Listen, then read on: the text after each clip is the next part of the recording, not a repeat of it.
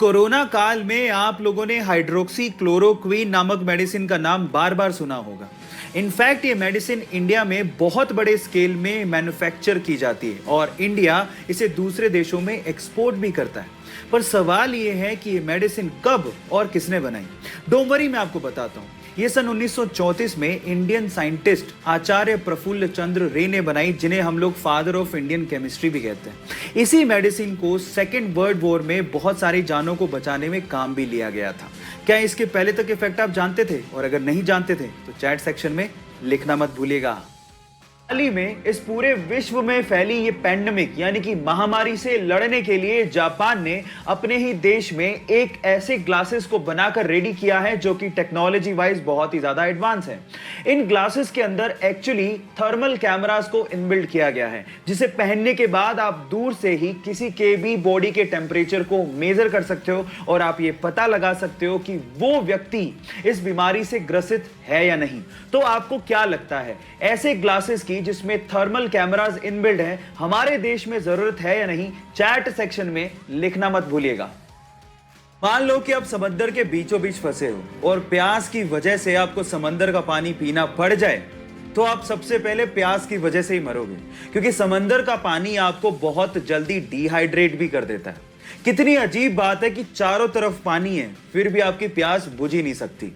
पर अगर आपको जमी हुई सी वाटर की आइस मिल जाए तो उसको खाने से शायद आपकी प्यास बुझ सकती है। ऐसा इसीलिए होता है क्योंकि नमक बर्फ के क्रिस्टलाइन स्ट्रक्चर में फिट ही नहीं होता। इसीलिए बर्फ में पानी के मुकाबले मात्र 10% ही नमक रह जाता है, जिससे आपकी प्यास बुझ सकती है। यह नॉलेज आपको कैसी लगी? चैट सेक्शन में लिखना मत भूलिएगा। आज अगर हमें जरा सी भी चोट लग जाए तो हम लोग तुरंत बैंडेड का इस्तेमाल कर लेते हैं ताकि खून को बहने से रोका जा सके। लेकिन क्या आपको पता है कि बैंडेड के इन्वेंशन से पहले यह काम कैसे होता था? मैं आपको बताता हूं। पुराने जमाने में खून के थक्के को जमाने के लिए या फिर खून के बहाव को रोकने के लिए मकड़ी के जाले का इस्तेमाल होता था। जी हां गाइस, क्योंकि मकड़ी के जाले में विटामिन के होता है तो वो खून के थक्के को जमाने में मदद करती है। क्या आपको इसके पहले से ये फैक्ट पता था? और अगर नहीं पता था तो चैट सेक्शन में लिखना मत भूलिएगा।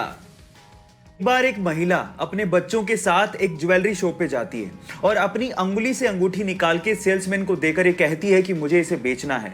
तो सेल्समैन अंगूठी देखने के बाद उस महिला से पूछता है कि आप इसे क्यों बेचना चाहते हैं? तो महिला जवाब देती है कि इस वक्त मुझे पैसों की सख्त जरूरत है और अंगूठी बेचने के अलावा मेरे पास कोई चारा ही नहीं है।